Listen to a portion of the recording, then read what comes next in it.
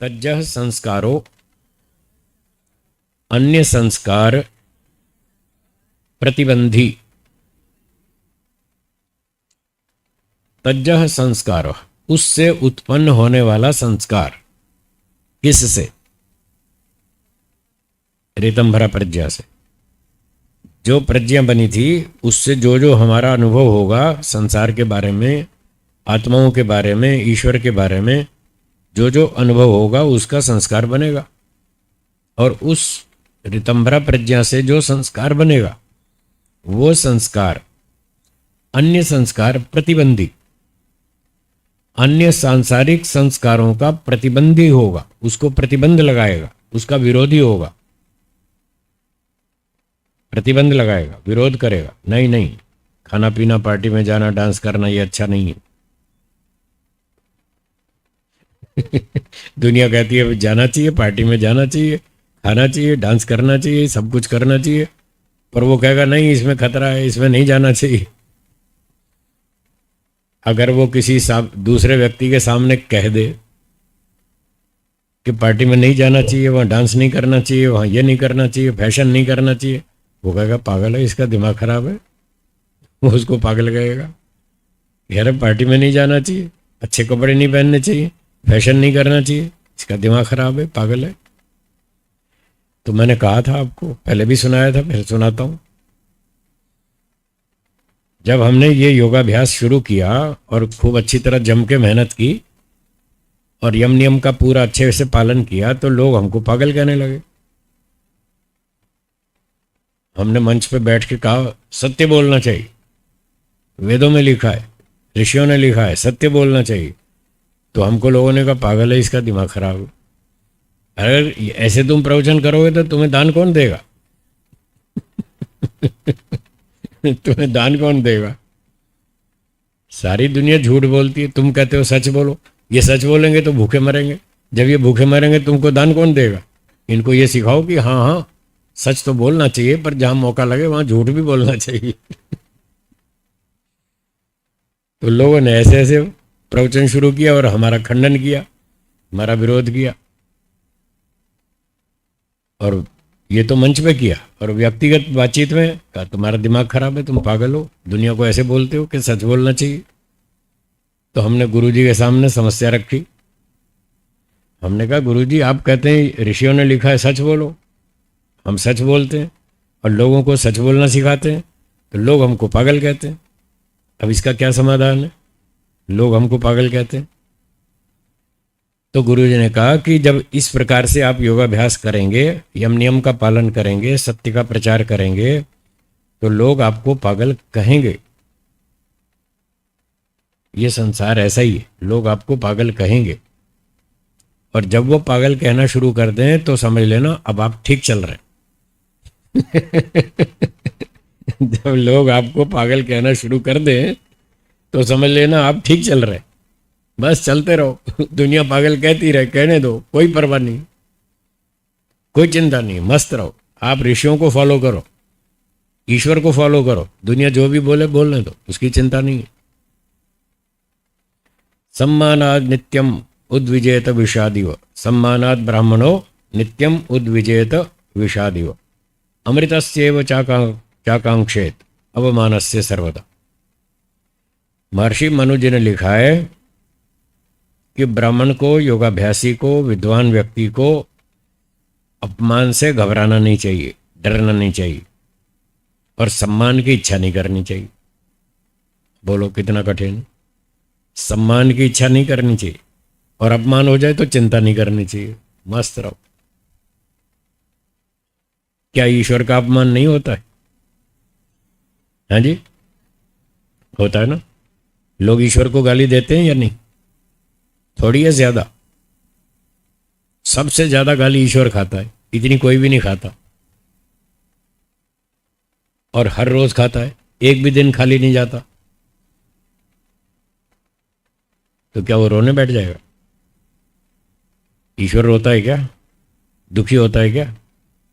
वो मस्त रहता है, कहता है ठीक है तुम पागल हो, पागल हो, पागल लोग गालियां देते हैं, देने दो।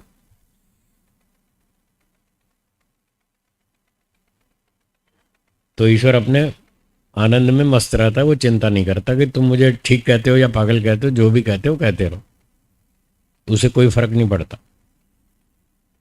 तो गुरुजी ने सिखाया जैसे ईश्वर चिंता नहीं करता, वो अपना काम जारी रखता है, दुनिया उसके बात को काम को समझे या ना समझे उसकी परवाह नहीं करता, वो अपना काम करता रहता है।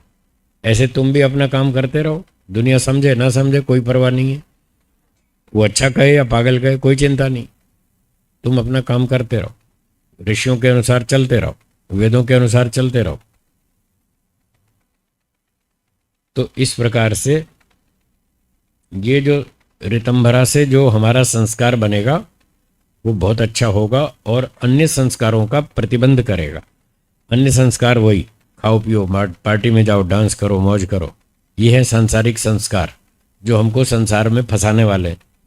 और ये ऋतंभरा वाला संस्कार इन सांसारिक सुख भोगने के संस्कारों का विरोध करेगा, वो आपकी योगाभ्यास में मदद करेगा, आपको वैराग्य के मार्ग पर आगे बढ़ाएगा ये ऋतंभरा वाला संस्कार, और राग द्वेष के संस्कारों को मारेगा।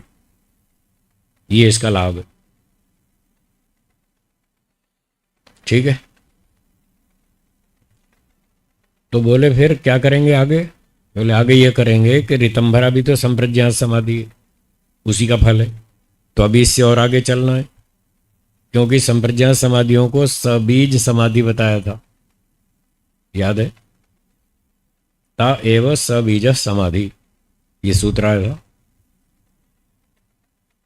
46वां था ना, 46 देखिए, ता एव सबीज समाधि 46 है ना। तो ये सारी संप्रज्ञात समाधियां सबीज समाधियां हैं।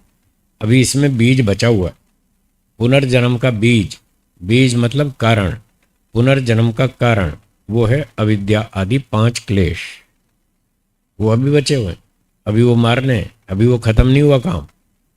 तो बोले फिर आगे चलो, असंप्रज्ञात में चलो, वहां जाके इन बीजों को मारेंगे जो पुनर्जन्म के बीज हैं, कारण अविद्या आदि 5 क्लेश, इनको मारना है। तो आगे चलो असंप्रज्ञात में। अब अगला सूत्र 51वां देखिए, तस्यापि निरोधे सर्व निरोधात निर्बीज समाधि। अब यह आई निर्बीज समाधि, यहां आकर के मरेंगे संस्कार, सारे क्लेश और संस्कार यहां खत्म होंगे। तो ये असंप्रज्ञात समाधि है। तस्यापि निरोधे, जो पीछे चल रहा था ऋतंभरा प्रज्ञा और उससे जो संस्कार उत्पन्न हुआ था उसको भी रोको, उसको भी हटाओ। अब यहां पर वैराग्य का नंबर आएगा, क्योंकि बताया था असंप्रज्ञात समाधि का कारण है पर वैराग्य, उससे असंप्रज्ञात समाधि होती है। तो असंप्रज्ञात समाधि का कारण पर वैराग्य है, तो इसके बाद अब पर वैराग्य बीच में आएगा, उसको ग्रहण करेंगे और पर वैराग्य का अभ्यास करके फिर असंप्रज्ञात समाधि शुरू होगी और तस्यापि निरोधे इस प्रोग्राम को बंद कर देंगे। जो संप्रज्ञात वाला स्तर था उसको छोड़ देंगे और बस ईश्वर चाहिए और कुछ नहीं चाहिए, इस लेवल पर आ जाएंगे। ये पर वैराग्य है। तो जब कोई व्यक्ति किसी चीज के पीछे पड़ जाता है, हाथ धो के पीछे पड़ जाता है, फिर वो चीज उसको मिल जाती है। तो जब ईश्वर के पीछे पड़ जाएंगे ना हाथ धो के, बस ईश्वर चाहिए और कुछ नहीं चाहिए, फिर वो मिल जाएगा। ईश्वर स्वयं अपना स्वरूप दिखाएगा, हमारे हाथ में नहीं है ईश्वर की अनुभूति करना, वो ईश्वर के हाथ में। जैसे एक नौकर सेठ के यहाँ नौकरी करता है और सेठ कहता है भाई काम करो, वो काम करता है, खूब काम करता है, सेठ को खुश कर देता है। तो फिर जो तनख्वाह लेनी होती है वो क्या सेठ अपने हाथ से देता है या नौकर उसके गले से खुद निकाल लेता है जी? सेठ अपने हाथ से देता है ना। चाहे नौकर कितना भी अच्छा हो, कितना भी बढ़िया काम करे, खुश कर दे उसको सेठ को, तो भी उसको यह अधिकार नहीं है कि सेठ के गले से अपना वेतन स्वयं ले ले, ये अधिकार नहीं है। सेठ अपने हाथ से देगा। तो ये जो समाधि है ना, ये सेठ है हमारा ईश्वर, और वो समाधि लगवाएगा, अपने हाथ से वो फल देगा जो आपने मेहनत की है। आपने जो भी मेहनत की, सारी तपस्या की, अष्टांग योग का पालन किया, तो ईश्वर अपने हाथ से आपको फल देगा। आपके अधिकार में नहीं है कि आप समाधि लगा लेंगे खुद, वो आपके अधिकार में नहीं है। ये 7 अंगों का फल है, 8वां अंग समाधि, और फल ईश्वर देगा। इसलिए ईश्वर देखेगा, हाँ अब ये पात्र बन गया, ये बहुत दिनों से चिल्ला रहा है मुझे ईश्वर चाहिए और कुछ नहीं चाहिए, तो ईश्वर उसके मन की बात समझेगा या नहीं समझेगा? ये नाटक कर रहा है या असल में इसको ईश्वर चाहिए? ईश्वर पहचानेगा या नहीं? पहचान लेगा ना। जब ईश्वर पहचान लेगा कि इसको वास्तव में मेरी इच्छा है, ये ड्रामा नहीं कर रहा है, नाटक नहीं कर रहा है, वास्तव में इस योग्यता को पहुंच गया है कि अब इसको ईश्वर का अपना स्वरूप दिखाना चाहिए, तो इतनी परीक्षा के बाद फिर ईश्वर उसको अपना स्वरूप दिखाएगा और उसकी समाधि लगवा देगा। तो ये बातें योग दर्शन में भी लिखी हैं और उपनिषदों में भी लिखी हैं कि ईश्वर समाधि लगवाएगा। पहला पाद का 23वां सूत्र है, ईश्वर प्रणिधानाद्वा। देखिए है आपके पास सूत्र पुस्तक में, ईश्वर प्रणिधानाद्वा है ना, 23वां 23। तो इसके भाष्य में लिखा है, व्यास भाष्य में लिखा है, संकल्प मात्रेण तम योगिनम, संकल्प मात्र से ईश्वर अनुगृहणाति, उसको अनुग्रहित कर देता है, उस पर कृपा कर देता है, अपना स्वरूप दिखा देता है अपने संकल्प से। क्या संकल्प करता है? अब ये योग्य बन चुका है, अब ये पात्र बन चुका है, चलो अब हम इसको आनंद देंगे। तो इस तरह से वो संकल्प करता है और ईश्वर अपना आनंद उसको दे देता है, अनुभूति शुरू करा देता है। बस इसका नाम समाधि है, ये असंप्रज्ञात समाधि है। अब इस असंप्रज्ञात समाधि में ईश्वर उसको ज्ञान देता है, बल देता है, उत्साह देता है, न्याय, दया, आनंद आदि बहुत गुण देता है, बहुत सारे गुण मिलते हैं वहाँ। और उन गुणों की सहायता से, उनकी ताकत से, उनकी शक्ति से वो जो अविद्यादि 5 क्लेश हैं, जो बीज है, पुनर्जन्म का बीज है, कारण, वो मारा जाता है। ईश्वर द्वारा दी गई इस ज्ञान, बल, आनंद की संपत्ति से, ताकत से उसके अविद्या आदि क्लेश मारे जाते हैं, तब वो निर्बीज समाधि कहलाती है। उसका बीज यहां मर जाएगा, और बीज मर गया तो पुनर्जन्म खत्म। बीज खत्म तो फसल कैसे होगी? होगी नहीं, तो फिर अगला जन्म नहीं होगा, मोक्ष होगा। ऐसे व्यक्ति मोक्ष तक पहुंच जाएगा। तो पहला पाद पूरा हो गया, मोक्ष तक पहुंचा दिया पतंजलि महाराज ने। ऐसे ऐसे चलते रहो, ऐसे ऐसे मोक्ष हो जाएगा। तो पतंजलि महाराज ने सारी विद्या बता दी, हमने उनकी बात आपको सुना दी, हमारा कुछ नहीं है। उनकी बात सुनाई, हमारा कुछ नहीं है। हम केवल प्रस्तोता हैं, प्रस्तुत करने वाले, विद्या उनकी। तो इस विद्या का लाभ उठाएं, जैसा महर्षि पतंजलि ने बताया ऐसा अभ्यास करें, तो निश्चित रूप से प्रगति होगी, शांति मिलेगी, आनंद मिलेगा। सुबह भी बताया था, दुनियादारी से बच के रहें, बहुत जरूरी काम हो उतना करें, काम भी करना है, छोड़ के भागना नहीं है, काम तो करना है।